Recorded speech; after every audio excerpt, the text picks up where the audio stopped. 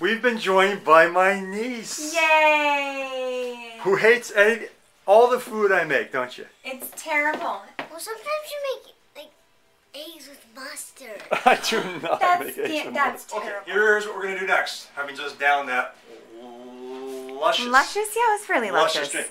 We're going to skin this pineapple. Ow. Now, one thing that an Italian taught me about pineapple I never knew before is one way you test its readiness, its ripeness, is you go right into the middle of all these prickly, ferny things, and you see if you can easily pull out the middle one, which pulls out nicely. Wow. So there you go. That's fascinating. So, Aha. this is how you carve up Mr. Pineapple. Boom. Bum.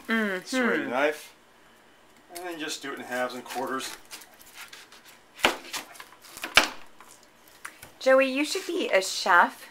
Yeah. Like a nutritional chef on one of those fabulous cooking shows. Well, someday when I grow up, I'll be something. Okay.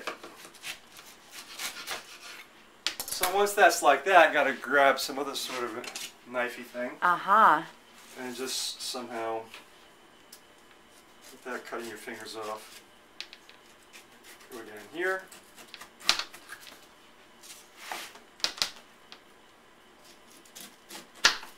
So I've had the sense that it's really good to have enzymes before you eat, and I've thought about doing the supplements, but I have been taking some, but it seems like it'd be a lot better to do. Well, enzymes when natural. you eat, with you eat, when you eat. If you're yeah. going to take enzymes. But one of the reasons we're doing this pineapple is going to, it's a nice cleanser for the palate. Pineapple it does help other foods digest as long as they come after. It's one of the things you want to do first because, again, fruit will digest faster than anything else, so you might as well do that first. A lot of people eat fruit after their meal.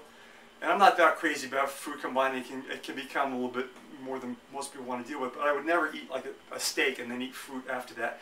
Meat takes a long time to go through, transit time through the digestive system. Fruit's going to be all digested and standing on top of the meat in your system, kind of just fermenting everything. And not great. But one thing we're going to do, just for instructional purposes, is rather than just eating the pineapple by itself, which would be fine, we're going to slow up the sugars that are in pineapple and all fruits, the way they digest.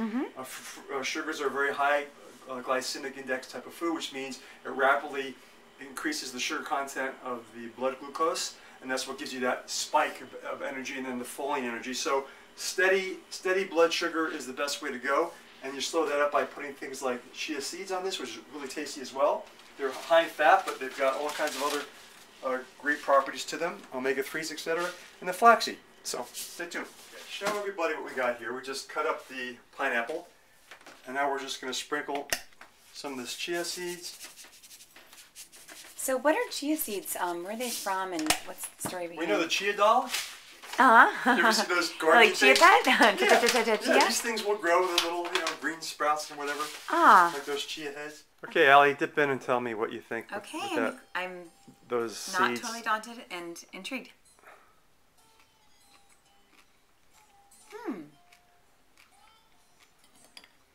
It's actually very, very tasty. A nice little crunch to them. Yeah, people like crunch.